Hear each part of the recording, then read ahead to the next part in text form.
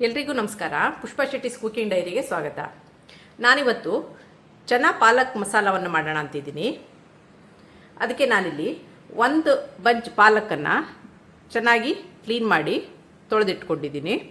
ಹಾಗೂ ಒಂದು ಅರ್ಧ ಕಪ್ಪು ಚನಾವನ್ನು ಹಿಂದಿನ ದಿನ ರಾತ್ರಿ ನೆನೆಸಿ ಅದಕ್ಕೆ ಉಪ್ಪು ಮತ್ತು ಪಿಂಚು ಸಕ್ಕರೆ ಹಾಕಿ ಬೇಯಿಸಿಟ್ಕೊಂಡಿದ್ದೀನಿ. ಸ್ವಲ್ಪ ಕರ್ಡ್ಸನ್ನು ತೊಗೊಂಡಿದ್ದೀನಿ.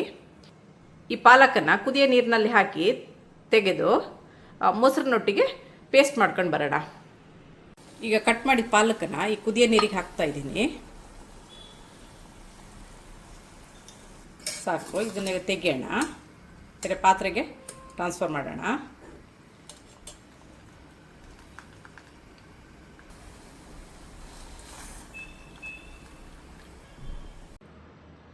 ಈಗ ನಾನು ಪಾಲಕನ ಐಸ್ ವಾಟರಿಗೆ ಹಾಕಿ ಡಿಪ್ ಮಾಡಿ ತೊಗೊಬಂದಿದ್ದೀನಿ.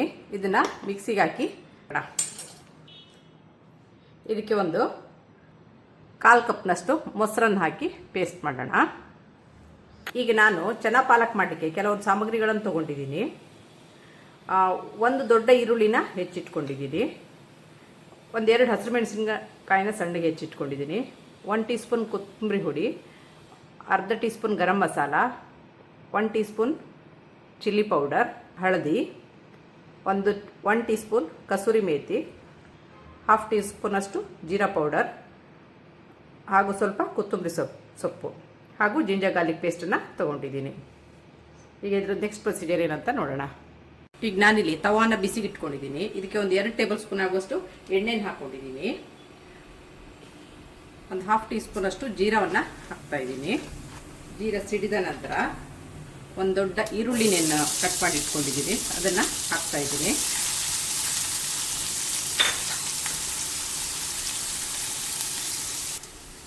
ಈಗ ಇದು ಈರುಳ್ಳಿ ಟ್ರಾನ್ಸ್ಪರೆಂಟ್ ಆಗ್ತಾ ಬರುವಾಗ ಚಿಲ್ಲಿನ ಕಟ್ ಮಾಡಿ ಇಟ್ಕೊಂಡಿದ್ದೀನಲ್ಲ ಅದನ್ನ ಹಾಕ್ತಾಯಿದ್ದೀನಿ.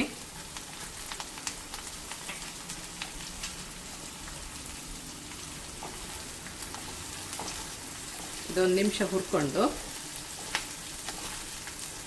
ಈಗ ಜಿಂಜರ್ ಗಾರ್ಲಿಕ್ ಪೇಸ್ಟನ್ನು ಹಾಕ್ತಾಯಿದ್ದೀನಿ. ಇದು ಸ್ವಲ್ಪ ಫ್ರೈ ಆಗಲಿ. ಇದರಲ್ಲಿ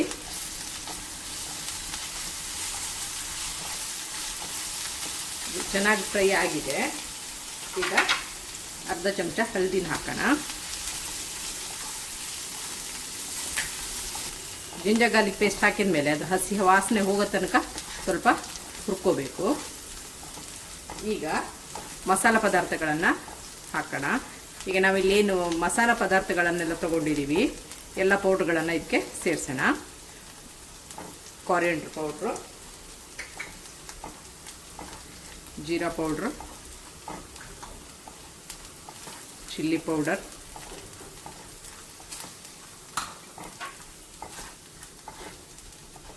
ಗರಂ ಮಸಾಲ ಎಲ್ಲವನ್ನು ಹಾಕಿದ್ದೀನಿ.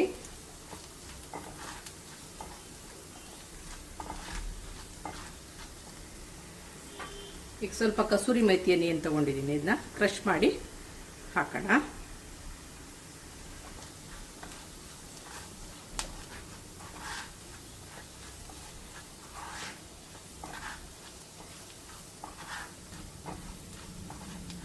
ಇದಕ್ಕೆ ಸ್ವಲ್ಪ ಕಡಲೆ ಬೇಯಿಸಿದ ನೀರನ್ನು ಹಾಕೋಣ.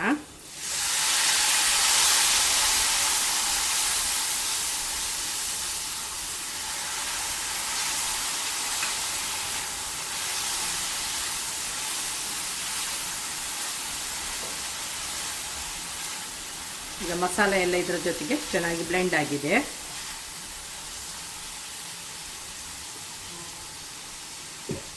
ಈಗ ಇದು ಎಣ್ಣೆ ಬಿಡ್ತಾ ಬರ್ತಾ ಇದೆ. ಈ ಹಂತದಲ್ಲಿ ನಾವು ಪಾಲಕ್ ಪೇಸ್ಟ್ ಏನು ಮಾಡ್ಕೊಂಡಿದ್ದೀವಿ ಅದನ್ನು ಹಾಕೋಣ.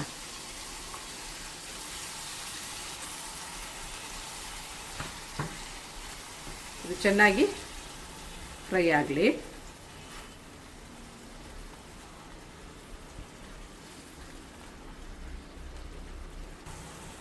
ಈಗ ಇದು ಕುದೀತಾ ಇದೆ. ಈ ಹಂತಕ್ಕೆ ಬಂದಿದೆ.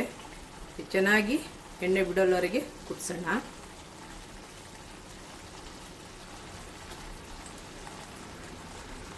ಪಾಲಕ್ನ ಹಸಿ ವಾಸನೆ ಹೋಗೋ ತನಕ ಇದನ್ನು ಕುದಿಸಿ ಈಗ ಇಲ್ಲಿ ಎಣ್ಣೆ ಎಲ್ಲ ಸೈಡಿಗೆ ಬಿಡ್ತಾ ಬರ್ತಾ ಇದೆ. ಈ ಹಂತದಲ್ಲಿ ನಾವು ಬೇಯಿಸಿಟ್ಟಂಥ ಜನವನ್ನು ಹಾಕ್ತಾಯಿದ್ದೀನಿ.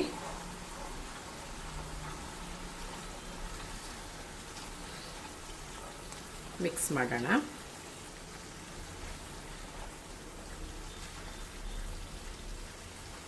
ಈ ಚೆನ್ನಕ್ಕೆ ನಾನು ಉಪ್ಪು ಹಾಕಿ ಬೇಯಿಸಿದ್ದೀನಿ. ಈ ಹಂತದಲ್ಲಿ ಉಪ್ಪನ್ನು ನೋಡ್ಕೊಳ್ಳಿ, ಬೇಕಾದಷ್ಟೇ ಉಪ್ಪನ್ನು ಹಾಕಿ.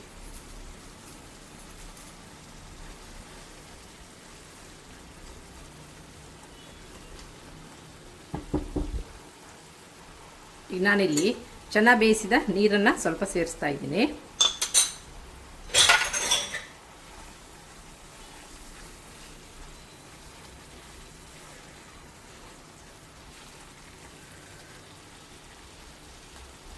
ವೀಕ್ಷಕರೇ, ಇದೀಗ ಆಗ್ತಾ ಬಂದಿದೆ. ಕೊನೆಗೆ 1 ಟೀ ಸ್ಪೂನ್ ತುಪ್ಪವನ್ನು ಹಾಕಿ